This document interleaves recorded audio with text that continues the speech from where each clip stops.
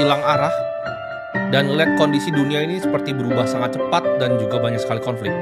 Kita lihat sekarang perang di mana-mana ya, ekonomi juga kesan sih yang sebenarnya lahir di dunia yang sangat cepat berubahnya. Sebenarnya mirip sama generasi anak tahun 1900-an. Di saat itu pertumbuhan teknologi itu cepat sekali gitu. Banyak sekali penemuan-penemuan baru 26 itu udah nggak bisa dipakai mental model yang sama gitu. Framework di kita-kita ini ya, lu pada di sana mungkin ada yang baru mulai ya masuk ke dalam dunia kerja, ada yang udah juga 3 tahun mungkin cuman ini gitu loh hidupnya. Ketika kalian cuman bangun ya, kalian berangkat ke kerja, kalian clock in di situ, kali dan itu semua kalian lakuin tanpa kepastian nih, apakah pekerjaan yang gue punya, misalnya pekerjaan di belakang komputer gue ini bakal diganti, yaitu kerja yang rajin gitu kan, sekolah yang pintar, kerja yang rajin, paling banyak distraksi ya.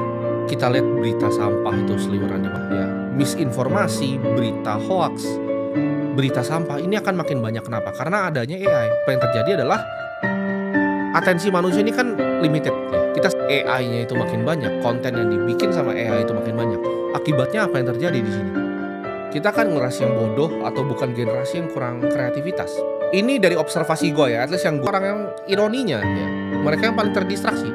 Gak pernah nih dalam sejarah manusia, gue pernah ada di posisi kalian. Gue pernah ada di posisi ketika gue masih waktu awal banget mulai ya, 15 tahun, gue 16 tahun. Itu gue bingung gitu kan, gue bingung. Tapi yang gue lakukan adalah aksi dulu ya. Gue gak tahu apakah produk gue akan laku.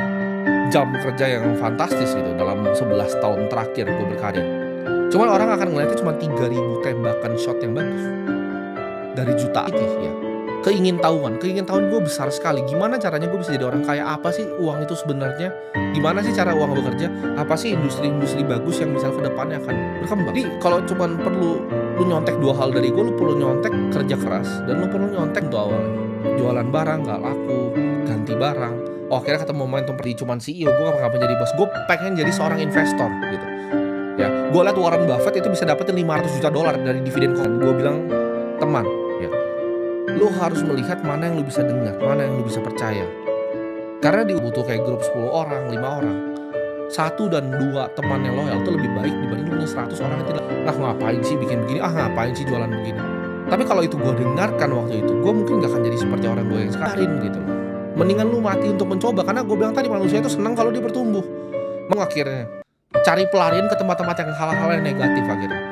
Tapi jadi ketika lu dikasih sesuatu untuk dikerjakan ya, ketika tangan gue yang dikasih sesuatu untuk dikerjakan di dunia ini, gue akan lakukan. Dan kalau lu bahkan kayak tadi, gue bilang orang kaya yang udah jual bisnisnya dan lu ngerasa santai-santai, lu cuma tidur-tiduran gitu. Kemiskinan akan datang kan. Nah kalau ditanya sekarang mungkin udah berubah lagi ya. Gue pengen punya perusahaan yang bisa bikin space exploration untuk kejauhan ya. Bahkan keluarga lu sendiri, orang tua lu sendiri, teman-teman lu sendiri yang matiin mimpi itu.